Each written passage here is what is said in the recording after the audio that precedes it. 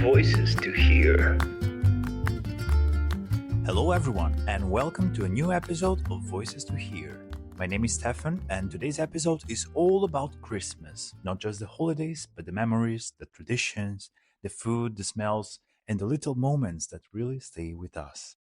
Christmas can look very different depending on where you're from or how you grew up. So today I'm joined here by Cass, Hi. Luna, Bonjour everyone. Leah, Hello. and Arthur, Hello, everyone. coming from France and Germany to talk about their personal Christmas experiences. Christmas celebrations do not always happen the same way for everyone. So, Cass, I would like to hear, when do you celebrate Christmas? I celebrate and party on the evening of the 24th with my whole family. And Mhm. for us, the 25th is to open the presents in the morning. Oh, that must be exciting, isn't it? It is. Now we grow up, so it's a little different, but still. And Luna, what about you? We generally celebrate same Christmas Eve on the 24th, Mhm. but with a small part of the family, and then the next day is with the whole family. Oh, that's nice to hear. And what about you, Leah? I think for me it's quite similar as with the others. So we celebrate with a small part of the family on the 24th, and we also open the gifts on the 24th. And then on the 25th and 26th, we see the rest of the family. And Arthur? We have a big dinner the 24th, and then in the following days, I mean the 25th and the 26th, the family that mhm. isn't that close and grandparents' place, and we are there also. Do you also open the presents on the 25th? So most of the time we eat, and at some point my grandpa, for one reason or another, has to leave the table, and suddenly we hear oh oh oh oh oh, and we have presents! Wow, that's magic! That's magic. If it's not about spending time with the family, then I don't know what Christmas is. And for many people, Christmas wouldn't be Christmas without the food. So, is there any meal or drink that is a real tradition in your country or in your family, Cass? These questions touch my heart because I'm really a food Oh. lover. And the food we always eat every year with my family is capon with chestnuts and apple. Mhm. Actually, it's a highlight of French cuisine. We traditionally served it on Christmas Eve and marks my childhood and my Christmas spirit every year. Oh, that's nice to hear, to go back into childhood. Luna, what about you? In general, we eat salmon or foie gras, which Mhm. is a goose liver. That sounds very disgusting, but it's very great. It sure does, and I will keep your word for it. I'm not trying.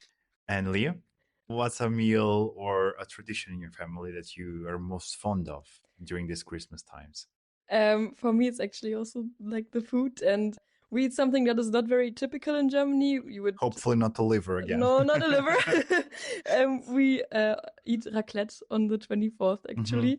And I don't know, I know it's usually you'd rather eat it at New Year's Eve, but for my family, we started it at some point, I think, because my siblings and I, we all wanted something different, and my parents were just like, okay, this is the easiest way to satisfy them all. So yeah, we stick with that and we still do it, and it's a very nice thing always. I'm always looking forward. And of course, we eat a lot of biscuits, so self-made Christmas biscuits in Germany called Plätzchen. That's also Once again, I will try to pronounce it. Plätzchen. Plätzchen. Yes, Ah. very good. Nice. Okay, thank you for telling me. And Arthur, would you say let them eat cake or? Yeah, actually, good reference, even though that's not reality. Like the Queen didn't say that. She was quite okay for a Queen, but well, no. To answer the question, I don't really eat traditional thing for Christmas because I'm vegetarian. So Oh, I see. we try to be creative.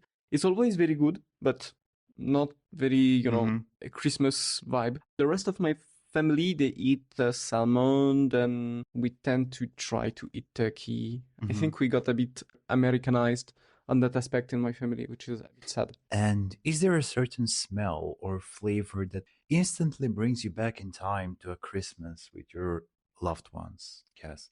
For me, I would say that it's the smell of capon, cinnamon, and nowadays it would be the smell of mulled wine. They always comfort me and they make me want to stay warm and eat.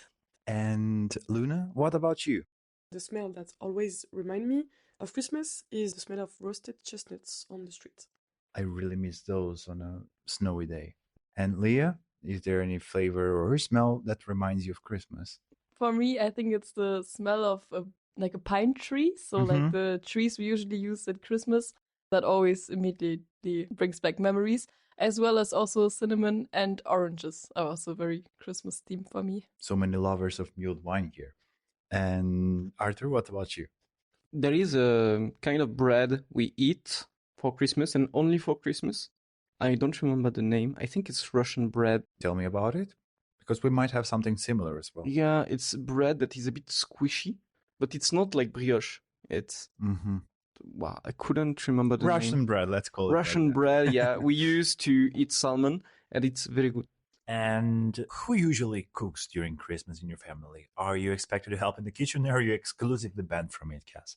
So for me, my grandparents, they spend hours in the kitchen and they are very, very meticulous about how they cook their dishes. So my sister and I are only allowed to help with the appetizers, and my aunt always makes the desserts, but we are mostly banned from the kitchen. And also we want to eat half of it when we're in there, so I understand.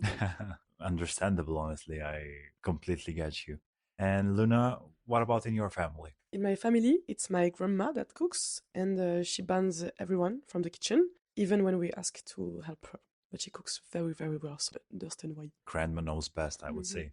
And Leah? For us, I think it's everybody's helping a little bit. I mean, with raclette, we prepare before, so we just kind of prepare all of us. But I would also say my grandma has the biggest part, and then my parents, they kind of divided between themselves, and my siblings and me, we just pretend to help, but we're not doing that much. Yeah, but in general, nobody's banned, so everybody can if they want to. And what about you, Arthur? Are you daring to compete with these grandmas, or? Well, my grandma, first of all, beats their grandmas because Oh she's the my. best. But yeah, We'll have to put that to the test. So next Christmas, all the grandmas they come to assembled fight. here Yeah. in the studio. So she does the biggest part. She has the help of my mother and my aunt, but yeah, mostly the women of my family work and like do everything. And when I try to help, they refuse systematically. So I set the table when they can't see me because they are in the kitchen. So I set the table. I try to be useful, but I'm not allowed. I see. But it's nice. You're helping them even though they not ask for your effort. I think Santa will put you on the good list of names this year. Super. Thanks a lot. And for this next question, I promise I will not tell Santa, but I was wondering, did your parents ever let you try alcohol? I mean, when you were a child during Christmas Eve? Cass, you can go first.